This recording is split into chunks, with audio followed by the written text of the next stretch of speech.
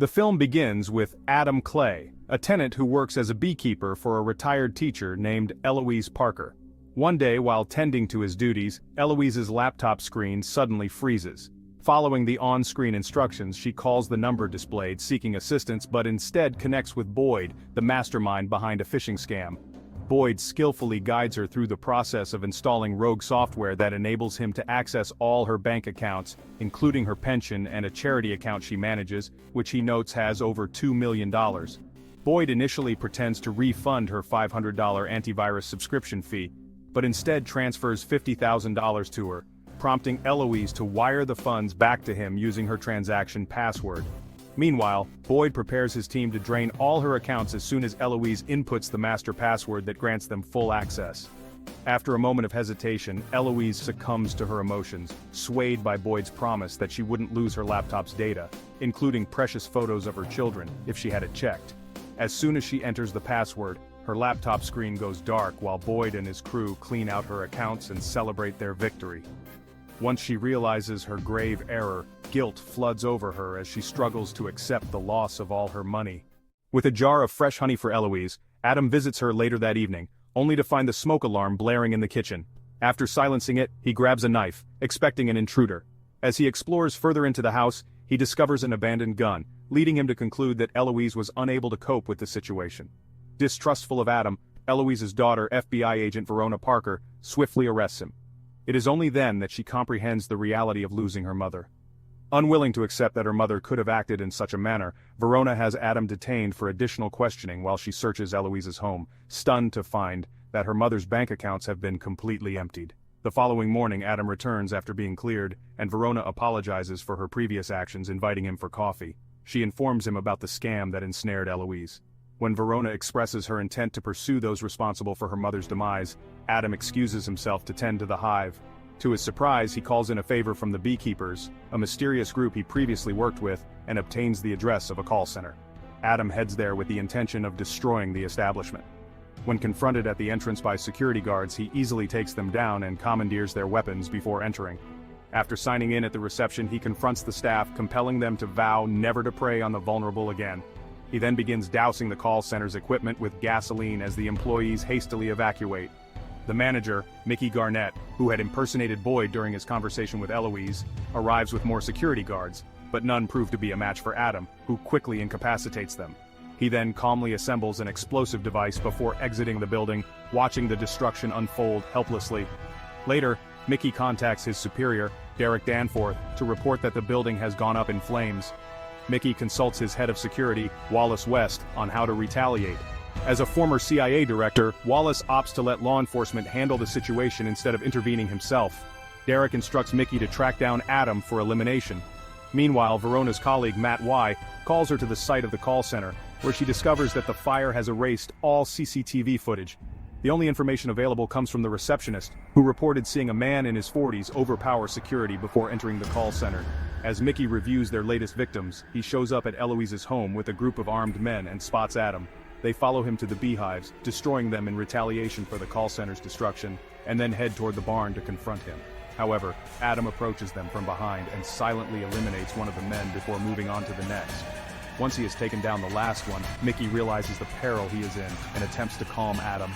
In no mood for conversation, Adam severs Mickey's finger with a bandsaw before leaving the barn. This incident brings Verona and Matt to the scene later, where they discover the charred remains of the barn.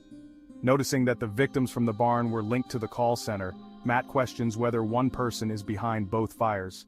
Meanwhile, Mickey contacts Derek to report that Adam is a beekeeper who is committed to protecting his hive.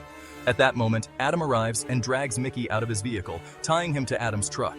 Mickey is then pulled off the bridge to his demise while Adam drives away in Mickey's car. Derek informs Wallace about both fires and Adam's ominous warning. Realizing Adam's identity as a beekeeper, Wallace concludes that there is little he can do to intervene, implying something sinister. He ominously states that when a beekeeper decides a person's time is up, nothing can stop them.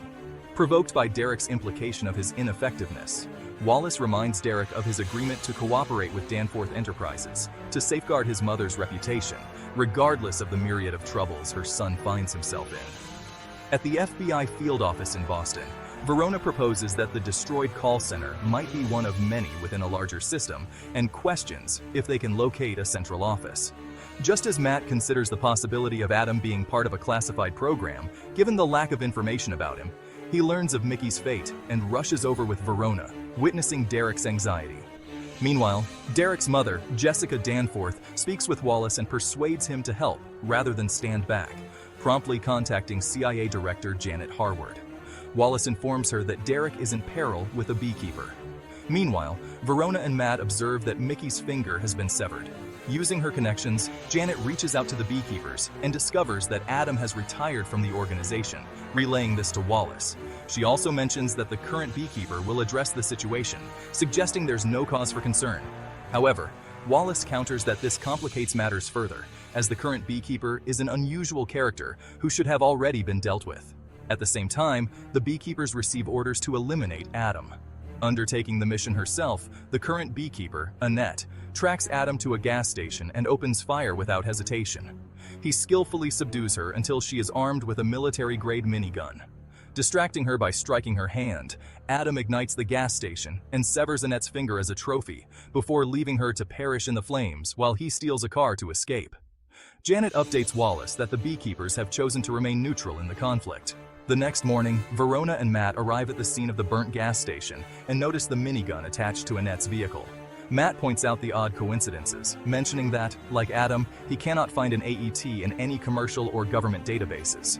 Discovering a partially burnt book titled Beekeeping for Beekeepers, Verona remarks on another similarity between Annette and Adam.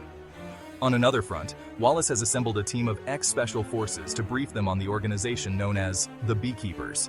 He explains that it operates outside the system and that its members have access to the resources necessary to ensure security and safety, revealing that Adam is a retired beekeeper who has gone rogue. Wallace asserts that their only chance of overpowering him is by attacking as a group. Meanwhile, Verona reviews the book she found in Annette's car when she learns that the deputy director of the FBI is scheduled to meet her and Matt soon. Elsewhere, Adam arrives at Annette's residence and uses her severed finger to gain entry. Logging into the beekeeper network, he helps himself to supplies from her stock while tracking the signal of Mickey's phone, which leads him to the address of 9 Star United in Boston. Adam then takes a car from the garage and sets off. In the meantime, Verona and Matt meet with Deputy Director PR to discuss their belief that Adam is a beekeeper. Verona also speculates that Adam's next target may be 9 Star United, the organization managing smaller regional call centers similar to the one that was recently destroyed. Recognizing the potential threat, PR assures Verona and Matt that they will receive all the necessary support for their case at 9 Star United. Simultaneously, efforts are underway to round up all the managed call centers. When the FBI SWAT team arrives, Wallace's private security, already present due to the governor's orders, forces them to leave, resulting in the FBI team taking up a perimeter instead of entering the building. While the private security team tries to evacuate the call center, Adam joins the FBI SWAT team outside and suggests that if they can't enter, they should smoke the place out. Threatened with arrest, Adam takes on the entire team, skillfully defeating them to gain entry to the building. When the manager of the call center attempts to contact Derek, he refuses to approve an evacuation, insisting that the establishment is his primary business interest. This compels Wallace's security to retreat and establish a perimeter outside. For a time, Adam's presence among the employees goes unnoticed until he offers safety to anyone wishing to leave. This catches the attention of both the manager and the security personnel as they attempt to exit. Chaos erupts when the team opens fire, and Adam confirms Wallace's predictions by showcasing his superior combat abilities.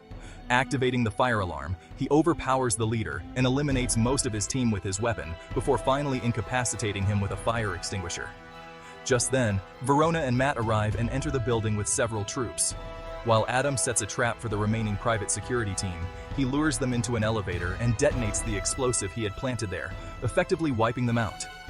Observing the state of the elevator, Verona and Matt redirect their focus toward the stairs while Adam seeks out the call center manager, forcing him to reveal the identity of his boss. Speaking of Eloise, he informs the manager that she was the only one who cared for him, highlighting that she dedicated her life to her work, only to be ensnared in a scam.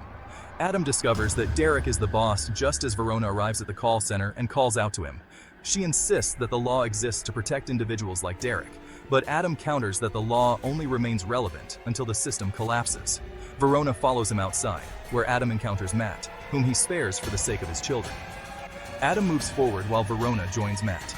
Elsewhere, Wallace receives updates on the situation at 9-Star United and urges Derek to reach out to his mother, suggesting that they would be safer under her security detail.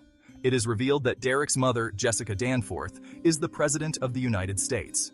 In a conversation with Derek, she invites him to their beach house for the weekend. Meanwhile, Verona informs Deputy Director PR about the involvement of Danforth Enterprises with multiple government agencies and notes that Derek now manages the company since his mother took office. She also mentions that Jessica's self-financed campaign lacked clean funds before expressing her concerns about Adam. She likens Adam's potential actions to queen slayer bees that rise to eliminate a queen bee if they sense a defective offspring endangering the hive, indicating that Adam may target both Derek and Jessica. With PR's explicit permission to take necessary actions, Verona and Matt arrive at the Danforth estate on the beach, where Wallace has assembled a group of mercenaries for their protection. One of the mercenaries, Lazarus, boasts about his past survival against a beekeeper, only losing a leg in the process, while the Secret Service monitors the area's security. Adam discreetly hides beneath a truck at the entrance. When he is spotted, he tackles the security personnel and swaps clothes with one of them, allowing him to slip inside easily. He plants explosives in several cars, and then changes into a new outfit for the ongoing party. Meanwhile, Deputy Director PR confronts a disgruntled Jessica, questioning Derek about the scam call centers that financed Jessica's campaign and their use of CIA data mining software, all while noticing Adam's presence. Simultaneously, Verona alerts the Secret Service, prompting them into action, while Lazarus rallies his troops to corner Adam outside. Verona and Lazarus confront Adam, forcing him to his knees as he clutches a remote. Following Wallace's signal, Lazarus moves in to eliminate Adam just as he detonates the explosives, blowing up the nearby cars. Seizing Lazarus's gun, Adam retaliates, shooting at Lazarus and his team as he makes his way inside to confront Jessica and Derek. Adam wreaks havoc throughout the party, even as Derek tries to persuade his mother that his intentions were purely to aid her election campaign, claiming he merely taught CIA software to trace funds to secure her position. Adam skillfully confronts the multitude of police and Secret Service agents. An honest person at heart, Jessica chooses to confess the truth to Adam and the nation, despite the potential fallout. In a tense confrontation with Adam, Lazarus fights with renewed intensity. Although he manages to stab Adam, overpowering him proves a significant challenge. Skillfully wielding the knife, Adam repeatedly stabs Lazarus instead. As Verona and Matt navigate through the chaos left in Adam's wake, they eventually find him. Wallace attempts to persuade Adam to cease his actions and return to his peaceful retired life. Unfazed, Adam continues to rig an explosive at the door behind which Derek is arming himself, eliminating PR once the door bursts open to allow Adam entry. Derek seizes Jessica as a hostage just as Verona and Matt arrive, appealing to Verona to choose between upholding the law or seeking justice. Adam spots Derek preparing to shoot Jessica and intervenes by shooting Derek to prevent him from pulling the trigger. Adam escapes through the window. Despite having a clear shot at him, Verona opts to let him go at the beach. Adam retrieves the underwater gear he had concealed earlier and vanishes into the sea, having successfully defended the hive. Remember to like, share, and subscribe for more movie recaps.